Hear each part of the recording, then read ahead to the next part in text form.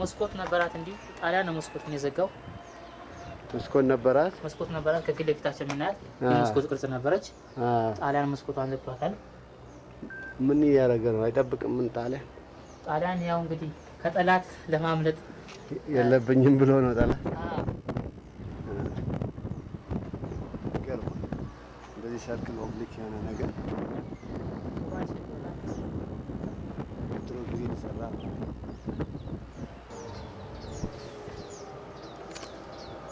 ከፊት ለፊታችን የምናየው እንደ ጊዜያዊ የእስረኛ ማቆያ ያገለግል ነበር ይህን ፈርሷል ማለት ነው እስር ቤት ነበር ይሄ የጊዜያዊ የእስረኛ ማቆያ ነበር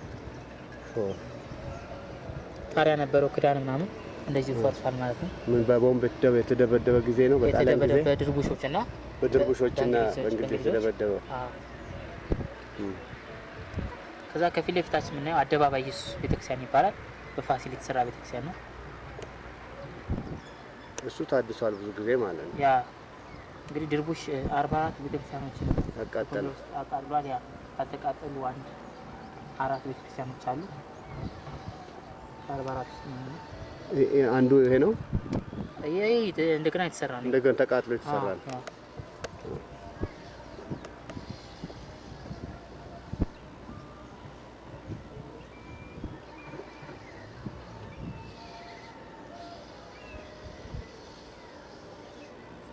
ናቸው 3 መስኮት አላቸው እነሱ ናቸው በመሰራት ላይ ያሉት አይገባም አሁን አይገባም ዝግ ነው ለምንድን ነው የማይገባው አንደኛ ያው እድሜ ጠገብ ስለሆነ ብዙ ሰው ሲገባበት እንዳይፈርስ ይፈራል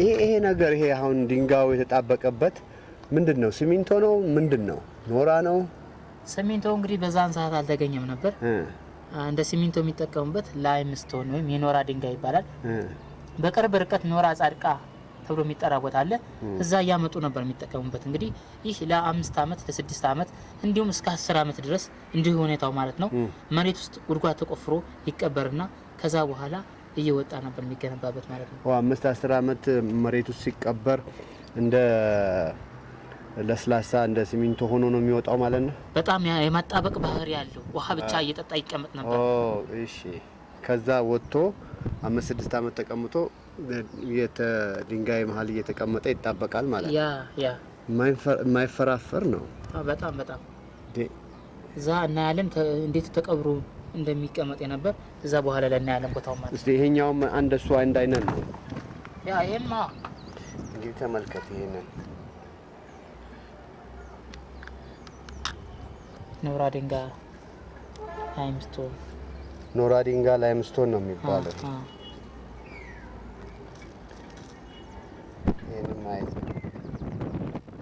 በእንዲህ አይነት በ16ኛው ክፍለ ዘመን ድንጋዮቹን አጣብቆ የሚሰራው ኖራ መሬት ውስጥ ተቀብሮ ከላላ በኋላ ወጥቶ እንደ ሲሚንቶ የሚያገለግል ነበር ማለት ነው እና ይሄንን እንዲህ አይነት ድንጋዮች ተፈልገው ከየት ነው ድንጋዮች የመጡት ይሄው እንግዲህ ጎንደር በጣም የድንጋይ ሀገር ነች ድንጋይ ቦታ ይመጣል በዚሁ አካባቢ ተራራ ሁሉ ድንጋይ ነው እዚያ በጣም ሁሉም ቦታ ድንጋይ በጣም በድንጋይ ቦታ የሚታወቁ አሉ እዚህ ጋር አቦ ቤተክርስቲያን አካባቢ በጣም ድንጋያማ ቦታ አለ እንዲሁም ደብረ ብርሃን ስላሴ የሚባል ቦታ አለ በጣም የድንጋይ ቦታ ነው እዛ ነው እዛ አካባቢ እንግዲህ አካባቢ ነው ቦታ ድንጋይ ማለት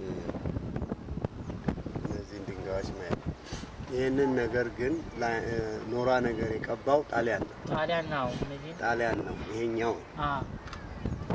ይሄኛውን ጣሊያን ነው የቀባው ይሄኛው የድሮ የኛ ሰዎች ሰዎችን ይህን ይመስል ነበር ጣሊያን ግን ኖራ ቀባውና ቀለም ቀባው አላሳመረው ኢትዮጵያ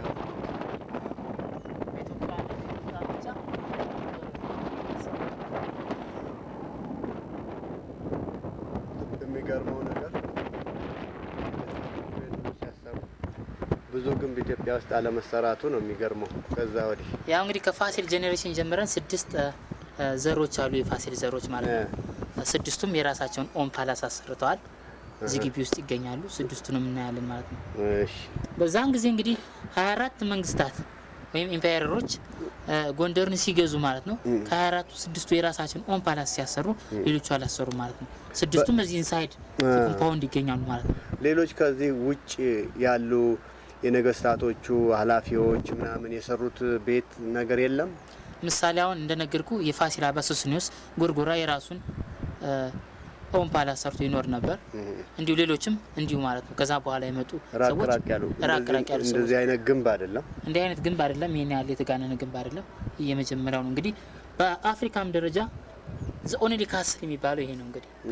እሷ ግን እኔ ወደ በጣም የጨነቀኝ ነገር ነው ምን መሰለ፣ እነዚህ 6 ንጉሶች በተለያየ ጊዜ የነገሱት እዚህ ጎንደር ውስጥ እነዚህ ነገስታቶች እንዲህ ያለ ግንብ ሲያሰሩ ከነሱ ስር የነበሩት ምን ልበል ደጃማች ራሶቹ ምናምኖቹ እንደው አነስተኛ ግንብ እንኳን አለማሰራታቸውና ለምን እንደሆነ ለማወቅ ብዬ ነው። ኦኬ እንግዲህ 6ቱም ከዚህ ውስጥ ያሉት የሚገኙት ማለት ነው የፋሲል ዘሮች ናቸው። ፋሲል ሲያልፍ ልጁ ሲያልፍ የልጅ ልጁ እያለ እስከ 6 ድረስ ይቀጥላል ማለት ነው። ከዚህ ውጭ ግን ማንም አልሰራም የራሱ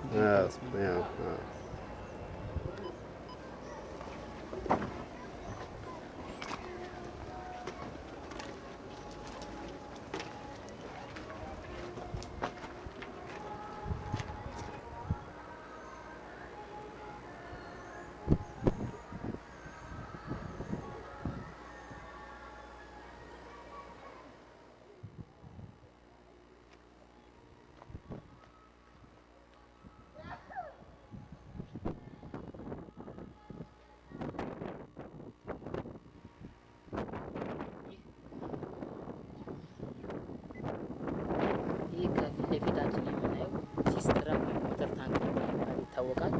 በክረምት ወቅት ውሃ ይሰበሰብበት የነበረ የውሃ ማጠራቀሚያ ታንከር ነው። 6 ሜትር ያክል ጥልቀት አለው። ይህ ቮልትድ ነበር፣ ጣሪያ ነበረው ማለት ነው። እነኚህ የምናያቸው ደረጃዎች ሰዎች ውሃው እየቀነሰ በሄደ ቁጥር ማለት ነው ወረድ እያሉ በእነኚህ ደረጃዎች ይቀዱ ነበር ማለት ነው። ይህ ውሃ የት ይመጣል ብለን ስንመለከት እንግዲህ ቀና ወደዚህ እኔና ወደ ጣራው በኩል ማለት ነው በዚህ የምናያቸው ኢሌ ሲስተሞች ማለት ነው። ውሃ በክረምት ወቅት ጣራ ላይ ሲዘንብ በዚህ ሲስተም አድርጎ እንደዚህ ይወርዳል። ውስጥ ለውስጥ እንደዚህ ይመጣል። ውስጥ ለውስጥ ይመጣል። እንደዚህ ይመጣል። በዚህ ጋር ውስጥ ለውስጥ ይገባል። የውስጥ ለውስጥ መንገድ አለው ማለት ነው። በዚህ ሲስተም አድርጎ ወደ ዋናው የውሃ ማጠራቀሚያ ታንከር ይገባ ነበር ማለት ነው። ይህ እንግዲህ ይህ ውሃ ለመጠጥ አገልግሎት አይውልም ነበር። ለመጠጥ አገልግሎት የሚውሉ ውሃዎች የት ይመጡ ነበር ብለን ስንጠይቅ በቅርብ ርቀት ቅድም እንደተነጋገር ነው አንገረምና ቀሃ የሚባሉ ወንዞች አሉ። ከዛ እየመጣ ለመጠጥ አገልግሎት ይውል ነበር ማለት ነው።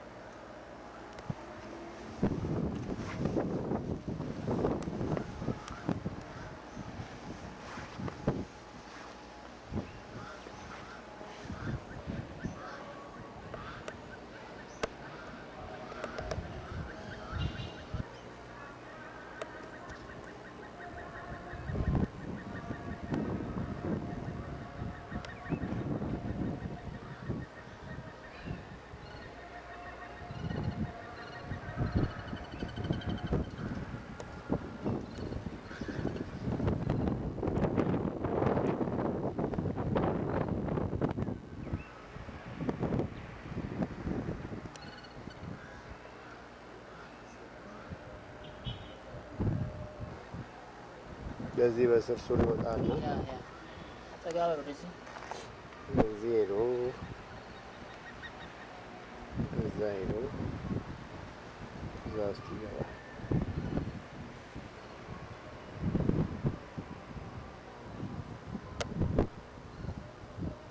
እዛ ውስጥ ፎል ያደርጋል። እዚህ ውስጥ ጉድጓድ ውስጥ እዚህ ይጠራቀማል ውሃ እና ሰዎች እዚህ እየወረዱ እዛች ወርደው ይቀዳሉ።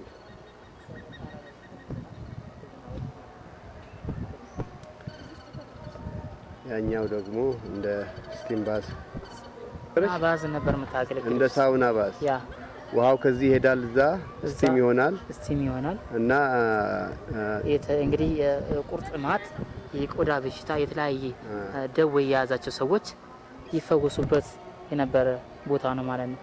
ፋሲልም ያው በፋሲል ተሰራ ሳውና ባዝ። ይህ እንግዲህ ከፊት ለፊታችን የምናየው የቀዳማዊ ኢያሱ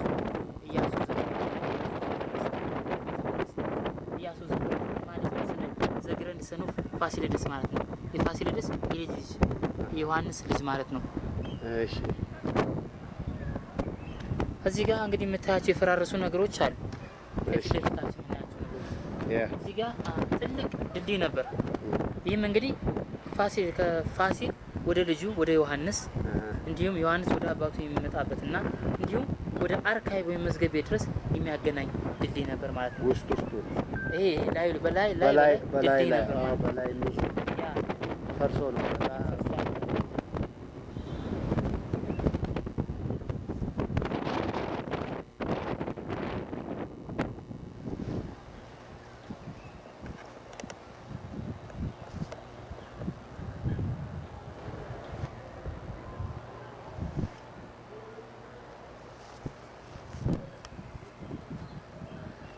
ይሄኛውስ ምንድነው?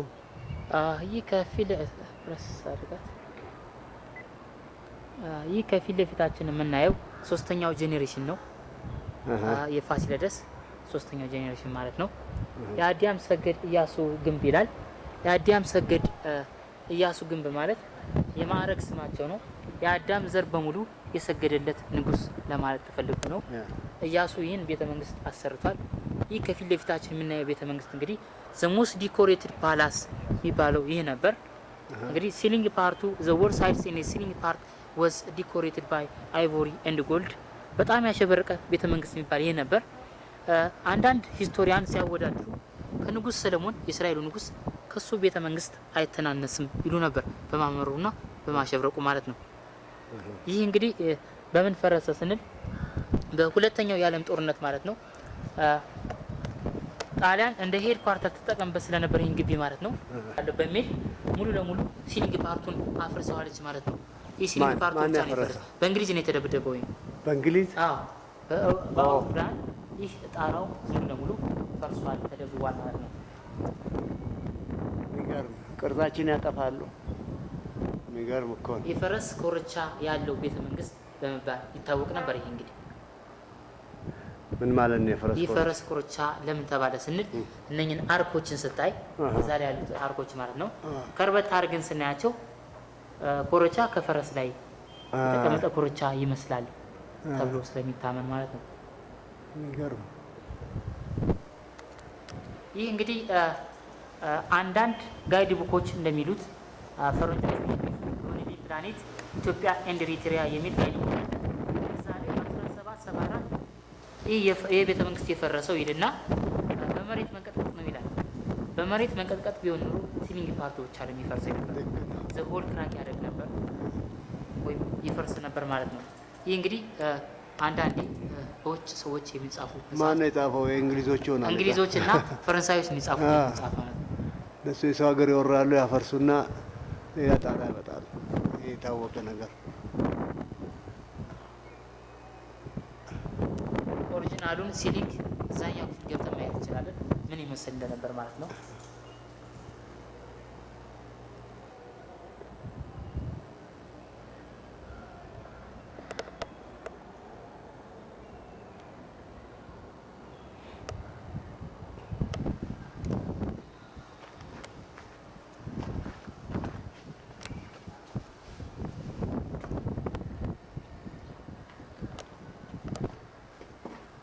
ይህ ከፊት ለፊታችን የምናየው የውስጥ ለውስጥ መውጫ ደረጃ ነበር።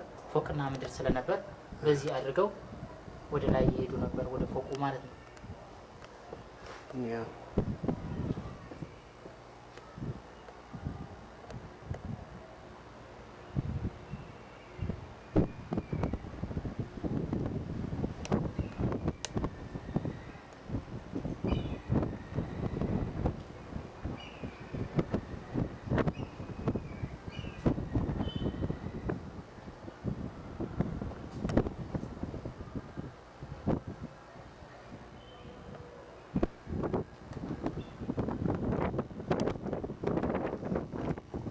ይህ በኢያሱ ዘመን የተሰራ ምንም ያልታደሰና ያልተነካ ነው። ይህ ጡብ መስሎ የምናየው ድንጋይ በሃ ድንጋይ ይባላል። ቀይ ድንጋይ ለመጥረብ አስቸጋሪ አይደለም፣ በጣም ቀላል በመሆኑ ይህን ዲዛይን አውጥተው ሰርተውበታል ማለት ነው። ግን ሸክላ ይመስላል። ሸክላ ይመስላል ከርቀት ስናየው፣ ቀረብ ብለን ስናየው ግን በሃ ድንጋይ ወይም ቀይ ድንጋይ በመባል ይታወቃል ማለት ነው። ለመጥረብ አስቸጋሪ አይደለም፣ በጣም ቀላል ነው። ቅርጽ ለማውጣትም እንደዚሁ አስቸጋሪ ስላልሆነ ተመራጭ ሆኗል ማለት ነው።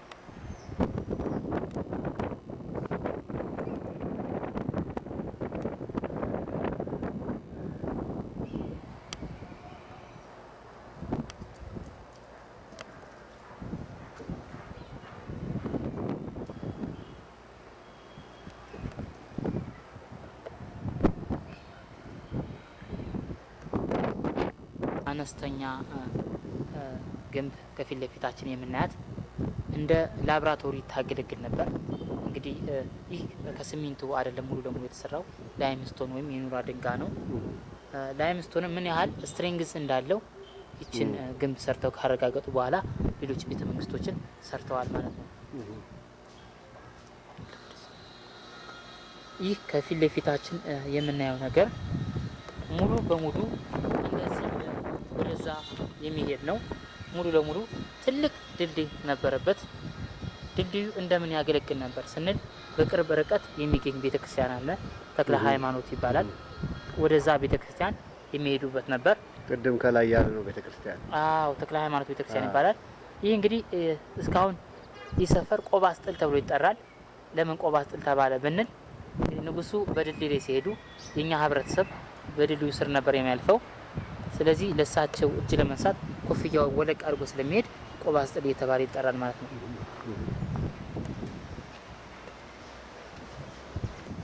እነዚህ መሄጃዎቹን ማን ያሰራቸው? እነኚህ የምናያቸው ወጎች ማለት ነው። አሁን በቅርብ የተሰሩ ናቸው። በዩኒስኮ ነው የተሰሩት።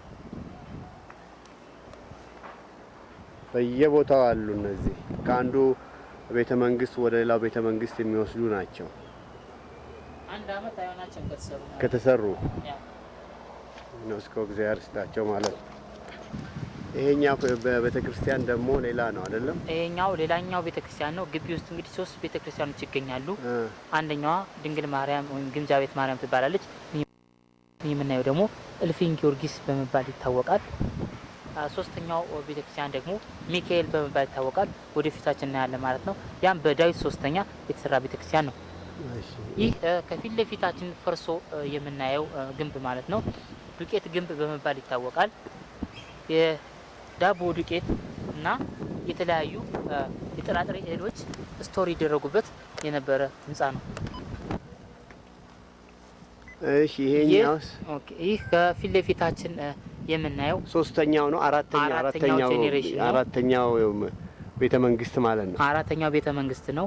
ይህ እንግዲህ የኢያሱ የቀዳማዊ ኢያሱ ዘግሬት ወይም የኢያሱ ዘፈርስት ልጅ ዳዊት ዘሰርድ ይባላል። ሶስተኛው ዳዊት ነው። ይህ ቤተ መንግስት እንግዲህ ደባል ግንብ ወይም ሙዚቃ ግንብ ወይም ሃውስ ኦፍ ሶንግ በመባል ይታወቃል ማለት ነው። ለምንድን ነው እንደዛ የተባለው? እንግዲህ ለምን ተባለ ስንል ወደ ውስጥ ገባ ብለን አንዳንድ ነገሮችን ስናይ ማለት ነው የቤተ ክርስቲያን መዝሙርና አላማዊ ሙዚቃ ይሰጥበት ስለነበር ደባል ግንብ ወይም ሙዚቃ ግንብ ወይም ሃውስ ኦፍ ሶንግ በመባል ይታወቃል ማለት ነው። ይህ እንደ መዝሙር ቤት ያገለግል ነበር። ይህ ከፊት ለፊታችን የምናየው ነገር ደግሞ የዳዊት መኝታ ቤት ያገለግል ነበር። ፎቅና ምድር ነበር ይሄኛው። ያ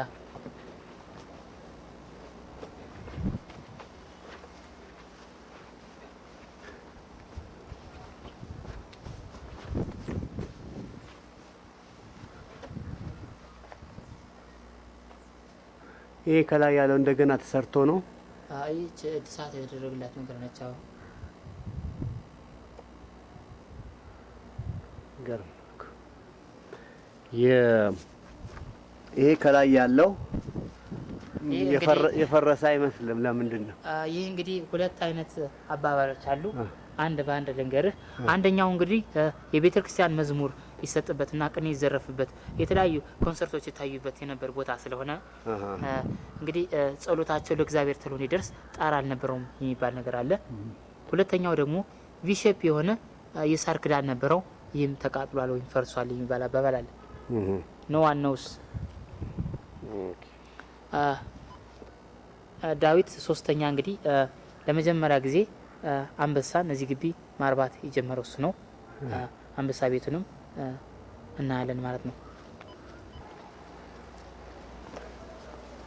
እዚህ የተቆራረጡት ግንቦች ምንድን ናቸው? እነዚህ የፈራረሱ ነገሮች እንግዲህ እንደምን ያገለግሉ ነበር ስንል ለመዝሙር ሲገቡ ቀሳውስትና መነኮሳት እንዲሁም ዲያቆኖች አልባሳታቸውን ይቀይሩበትና ያስቀምጡበት የነበረ ነው የሚባለው።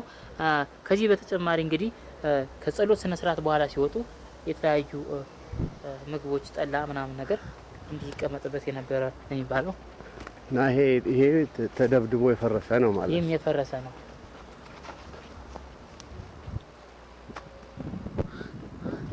ይህ ከፊት ለፊታችን የምናየው ነገር ሳሙና ባዝ ወይም ስቲም ባዝ በመባል ይታወቃል። ሲስተሙ እንዴት እንደነበር ወደ ውስጥ ገባ እያለን አንድ ባንድ እናያለን ማለት ነው።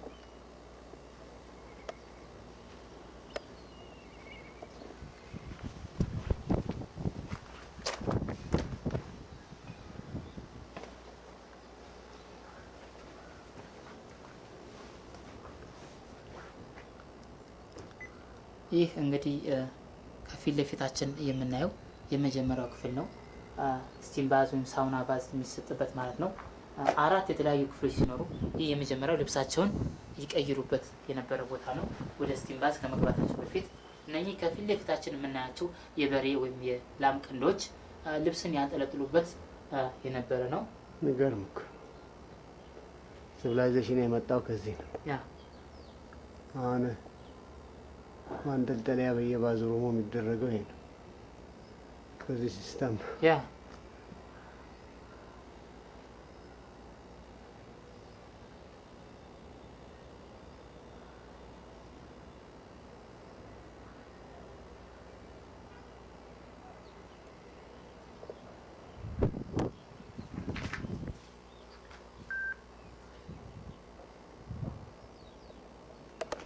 ይሄስ ወደ ነው የሚወስደው? ይሄ እንግዲህ የሚቀጥለው ክፍል ነው። ሁለተኛው ክፍል ሲሆን ኩሊንግ ሩም ወይም የማቀዝቀዣ ክፍል ይባላል።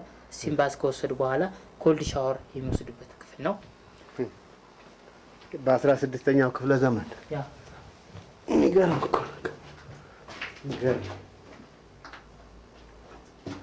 ኩሊንግ ሩም ይባላል። ይህች ምክንያት ክፍል ኩሊንግ ሩም በመባል ትታወቃለች። ቀዝቃዛ ሻወርን ይወስዱበት የነበረ ነው። እነኚህ የውሃ እንትኖች ናቸው። እነዚህ ፓይፖቹ ከየት መጡ? ምንድን ናቸው? ከሸክላ የተሰሩ ናቸው። እንግዲህ እነኚህ ሙሉ ለሙሉ ከሸክላ የተሰሩ ናቸው። የሚገርም እኮ ነገር። በ16ኛው ክፍለ ዘመን ፓይፕ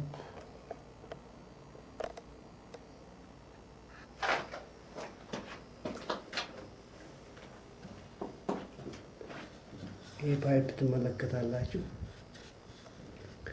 ከሸክላ የተሰራ ውሃ የሚመጣበት ፓይፕ ነው። ይህም አንዱ እሱ ነው።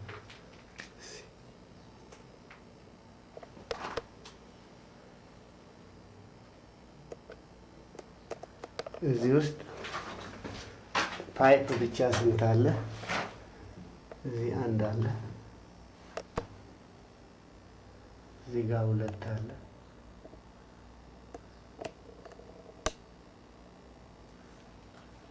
እዚህ ጋር 3 አለ። ኩሊንግ ሲስተም። ይህ ከፊት ለፊታችን የምናየው እንግዲህ ስቲም ባዝ ወይም ሳውና ባዝ ወይም ትርክሽ ባዝ ይሰጥበት የነበረ ክፍል ነው። ይህ እንግዲህ ሙሉ ለሙሉ ኦሪጂናሊቲውን በጣሊያን አጧል። ይህ ጠበብ ያለ አፍ የነበረው እንትን ነበር፣ ገንዳ ነበር። ይህ እንግዲህ ጣሊያን አፈረሱታል።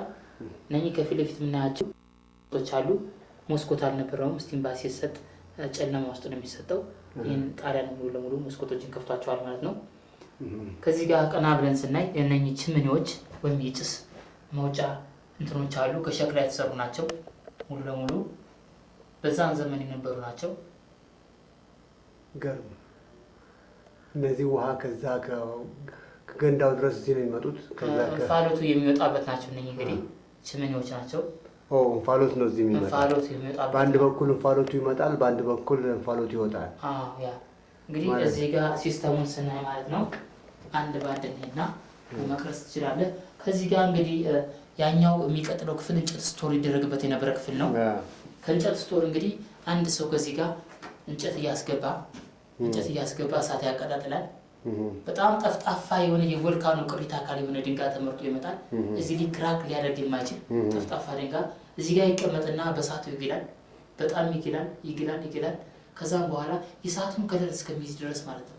የእሳቱን ከለር ከያዘን በኋላ አንድ ሰው ከዚህ ጋር ውሃ ይረጫል ወደ ጠፍጣፋው ድንጋይ ማለት ነው። እንግዲህ ያኔ ቀዝቃዛና ሙቀት ሲገናኝ ማለት ነው ስቲም ይወጣል፣ ጭስ እያለ ይወጣል። ያኔ እንግዲህ እንፋሎቱ ሲወጣ በዚህ ጋር ችምኒዎች አሉ ይወጣል ማለት ነው። ሰው እዚህ የሚቀመጡትን አሙቆ ማለት ነው። ሮያል ፋሚሊዎች ወይም ንጉሱ በዚህ ዳር ይቀመጣሉ። ከዛም በኋላ ስቲሙን ይወስዳሉ። የተለያየ ደዌ የያዛቸው ሰዎች ቁርጥማት፣ የቆዳ በሽታ፣ የተለያዩ ነገር የያዛቸው ሰዎች በዚህ ይፈወሱበት እንደነበር ነው የሚያስታውቀው። እንግዲህ ይህን እንግዲህ እዚህ ውስጥ ያፍነኛል አልወስድም የሚል ሰው ካለ ላይ ከዚህ በላይ ይቀመጥና ማለት ነው እንፋሎቷን ብቻ ይጠቀም ነበር ማለት ነው። ከላይ ማለት ነው ከዚህ በላይ ልክ ይሄን ጨርሰው እንደወጡ ከኩሊንግ ሩም ይገባሉ፣ ቀዝቃዛ ሸዋር ይወስዳሉ። ከዛ ልብሳቸውን ቀይረው ይሄዱ ነበር ማለት ነው። ይሄ ሲስተም ድሮ የመጣ ነው። ድሮ ነበር ማለት ነው። አሁንም የጃኩዚ ሆነ ስቲም ባዝ ሆነ ሴም ቲንግ ነው የምትጠቀምበት። እያጋልክ ነው ፊቱን የምታደርገው። የሚገርም ነው። ድንጋዩ ለመሆኑ ተወስዷል፣ እዚህን ወልዷል አለ። ያው እንግዲህ ፈረንሶታል፣ ኦሪጂናሊቱን አሳጦታል። ግን ድንጋዩ ይሄ ድሮ የነበሩ ድንጋዮች ናቸው። ድንጋዩ ይሄ ነው የሚግለው የነበረው። የሚገርም አይታይም በደንብ።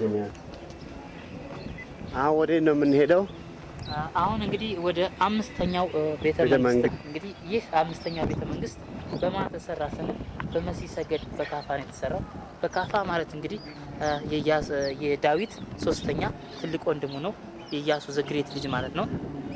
ይህ ከፊት ለፊታችን የምናየውን ትልቅ የመመገቢያ አዳራሽ አሰርቷል ማለት ነው። በካፋ ሙሉ ለሙሉ እንደ መመገቢያ አዳራሽ ነበር የሚያገለግለው። ገባ ብለን ሲስተሙ ያው እንግዲህ 55 ሜትር ያክል በ7 ሜትር ያክል ርቀት ያለው እዚህ ከፊት ለፊታችን የምናያቸው ነገሮች እንግዲህ ሆርስ ስታብል ይባላሉ። ለፓርኪንግ ያገለግሉ የነበሩ ናቸው። በዛን ዘመን እንግዲህ መመገቢያው ይሄ ነው ማለት ነው። መመገቢያ ይሄ አዳራሹ ነው። ኦኬ። እነኚህ እንግዲህ ተጋብዘው የሚመጡ ሃይ ራንክ ያላቸው ሰዎች ማለት ነው በፈረስ ይመጡና እንደ ስልጣን ተዋረዳቸው ከቀኝ ወደ ግራ ፈረሶቻቸውን ያቆሙበት የነበረ ቦታ ነው ማለት ነው። ፈረሶቻቸው እዚህ ይታሰራል።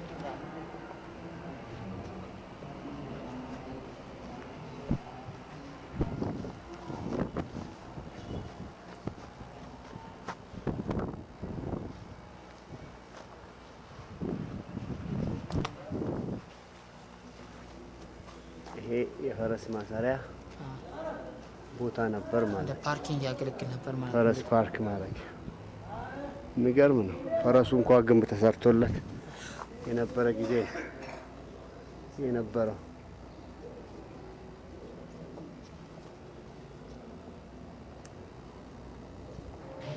የመመገቢያ አዳራሽ ነበር ማለት ነው። ይህ እንግዲህ ጣራው ፈርሶ ሙሉ ለሙሉ በጣሊያን ኮንክሪት የሆነ ነው፣ በሲሚንቶ የተሰራ። ጣሊያኖች እንግዲህ ከእንግሊዝ ለማምለጥ ሙሉ ለሙሉ ጣሪያውን ኮንክሪት አድርገው ብረት አምጥተው ነበር ማለት ነው። ያ በብረት ነው ይሄን ኮንክሪት ያደረጉት። ይገርማል እኮ ብረቱ ይታያል። አይገርም? ያ ብረቱ ይታያል። በጣሊያን ጊዜ ሲሚንቶም ጭነው ነው የመጡት ወይንስ? ሲሚንቶም ያው መሆን ነው።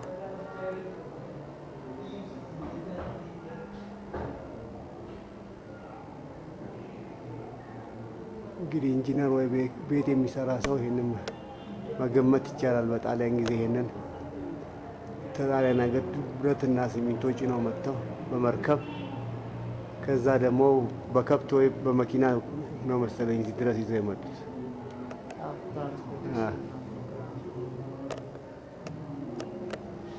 ኢትዮጵያን ሊገዙ ነው ሁሉ ነበር ሆኖ ቀረ እንጂ አሁን እየታደሰ ነው። ይሄ ዩኒስኮ እንግዲህ ፕላን ይዟል ይሄን ለማደስ ማለት ነው። ኮንክሪቱን አንስቶ ቅድም ላይ ነው እንጨት በእንጨት ለማድረግ ሀሳብ ተይዟል ማለት ነው። ኮንክሪቱ ላይ እንጨት መጨመር ነው የሚያዋጣው። ፊታችን የምናየው በእቴጌ ምንትዋብ የተሰራ ቤተ መንግስት ነው። ስድስተኛው ቤተ መንግስት ነው ማለት ነው። እቴጌ ምንትዋብ ማለት እንግዲህ የሮያል ፋሚሊ አይደለችም፣ የበካፋ ሚስት ነች።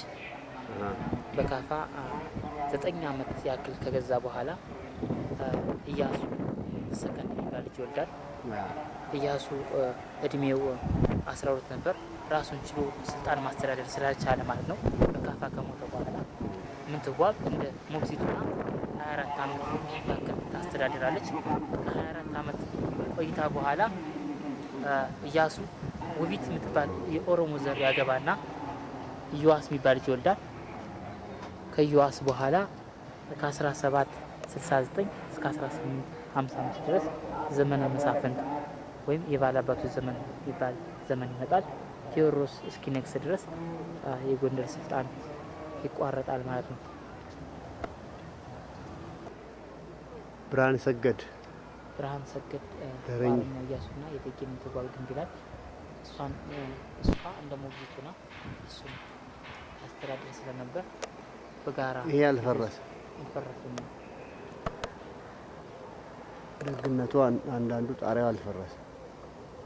ይሄኛውስ ያው ከምንትዋብ ጋር የተያያዘ ነው።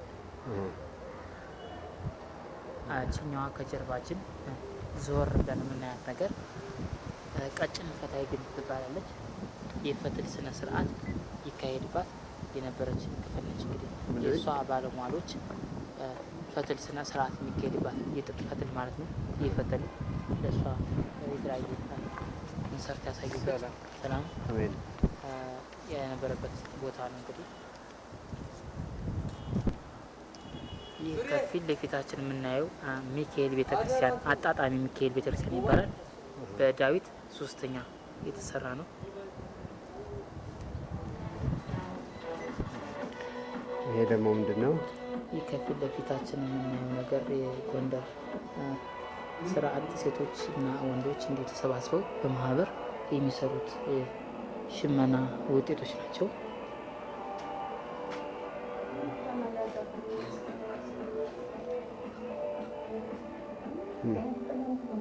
ይሄ ሁሉ እዚህ ነው የሚሰራው። ይሄ ሁሉም ከዚህ ነው የሚሰራው። ይሄ ፈትሉም ሁሉም ነገር ማለት ነው። ኤቭሪቲንግ ማለት ነው።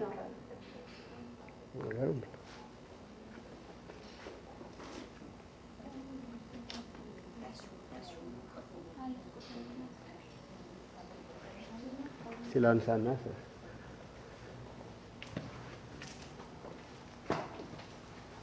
እንግዲህ የተለያዩ የስፌት የቆዳ ውጤት እንዲሁም የፈትል ውጤት የሚሰሩ ሰዎች አሉ። ወደ 6 አካባቢ የስራ ዲቪዥን ያሉ ሰዎች አሉ። እየሰሩ እያመረቱ ለቱሪስት እንዲሁም ለሀገር ውስጥና ለውጭ ቱሪስቶች ይሸጣሉ ማለት ነው። እየሸጡ ይተዳደራሉ። አሪፍ ነው። በ6 ማህበራት ተቋቋመ ነው። እንግዲህ አንበሳ እንደ መጀመሪያ ጊዜ ማርባት የጀመረው ዳዊት ነው። ኃይለ ሥላሴ ነው ያሰሩት ብረት በብረት ዙሪያውን። እንግዲህ እነዚህ የምታዩዋቸው